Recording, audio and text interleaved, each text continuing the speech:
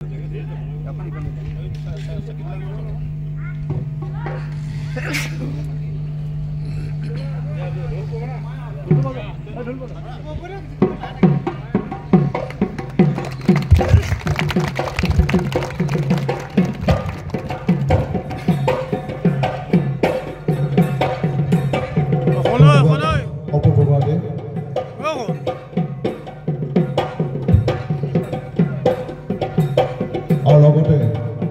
অনুষ্ঠানটোৰ বিষয়ে দুআষাৰ বক্তব্য ৰাখিবলৈ অপু বৰুৱাদেৱক অনুৰোধ জনাইছোঁ।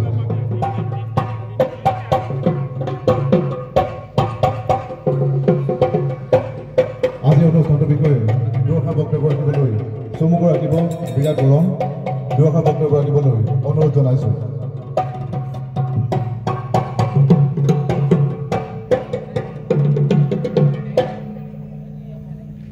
জয় জয়তে সমূহ ৰাইজলৈ সেৱা নিবেদন কৰিছোঁ। 1995 চনত জন্মগ্ৰহণ কৰা জ্যোতি সংগমৰ আৰু মিলনপুৰ আঞ্চলিক ৰঙালী বিহু সহযোগত আমি প্ৰতি বছৰে এই পতাকা উত্তোলন কৰোঁ আৰু তাৰ পিছতেই আমি আমাৰ সকলোৰে শ্ৰদ্ধাৰ জ্যেষ্ঠ ব্যক্তিসকলক সম্বৰ্ধনা জনাওঁ। তাৰ পৰম্পৰা ৰক্ষা কৰি আজিও আমি এনেদৰে সমবেত হৈছোঁ। ইয়াত উপস্থিত প্ৰতিজন শ্ৰদ্ধাৰ ব্যক্তিলৈ মই সেৱা নিবেদন কৰিছোঁ। বাপতিসাহোন ৰঙালী বিহু আমি ঐতিহ্যমণ্ডিত বুলিয়েই কৈছোঁ।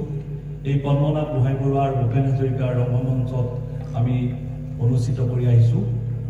এটা কথা ক'ব লাগিব, বিহুৰ পৰম্পৰা ৰক্ষা কৰি যদিও মানুহ বিহুৰ দিনা বয়োজ্যেষ্ঠসকলক সম্বৰ্ধনা জনোৱা হয়, আমি সেই পৰম্পৰা অকণমান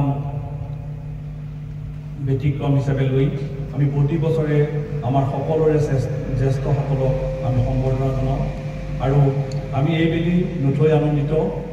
আমি এই অঞ্চলৰ 100 গৰাকী ব্যক্তিক সম্বৰ্ধনা জনোৱাৰ আমি ব্যৱস্থা কৰিছোঁ আৰু তাৰ লগে লগে আমি ক'ব লাগিব যে আমাৰ যিসকল বয়োজ্যেষ্ঠ ব্যক্তি আমি যিমানলৈকে পাৰিছোঁ সকলোকে ঘৰে ঘৰে গৈ নিমন্ত্ৰণ জনাইছোঁ আৰু তেখেতসকলৰ পৰা আমি আশীৰ্বাদ লোৱাৰ চেষ্টা কৰিছোঁ।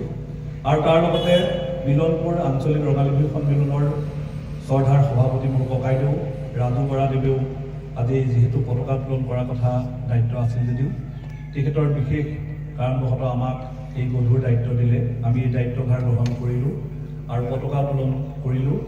আমি পতাকা উত্তোলনৰ জৰিয়তে এটা কথাই অনুৰোধ কৰিছোঁ, ইতিহাসে গৰকা মিলনপুৰৰ এই নৱালী বৰতলৰ বিহুখন, মিলনপুৰ আঞ্চলিক ৰঙালী বিহু সন্মিলন, মিলনপুৰ কেন্দ্ৰীয় ৰঙালী বিহু সন্মিলন, জ্যোতি সংগম, আদৰ্শ সন্মিলিত সংঘই আমি প্ৰতি বছৰে ধাৰাবাহিকভাৱে অনুষ্ঠিত কৰি আহিছোঁ আৰু আমি আগলৈকো এনেধৰণৰ আমাৰ এই বাপতিসাহোন ৰঙালী বিহুৰ যি প্ৰথম দিনটোত দুমাহীৰ দিনটোত আমাৰ পৰম্পৰা ৰক্ষা কৰি আমি অনুষ্ঠান অনুষ্ঠিত কৰি যাবলৈ প্ৰতিশ্ৰুতিবদ্ধ। তাৰ লগে লগে আমি এটা কথা ক'বই লাগিব যে বয়োজ্যেষ্ঠ ব্যক্তিসকলক আমি যদি সন্মান কৰিব নাজানো, আমি দেউতাসকলক, আমাৰ বৰ্তাসকলক, আমাৰ ককাসকলক আমি যদি সন্মান কৰিব নাজানো,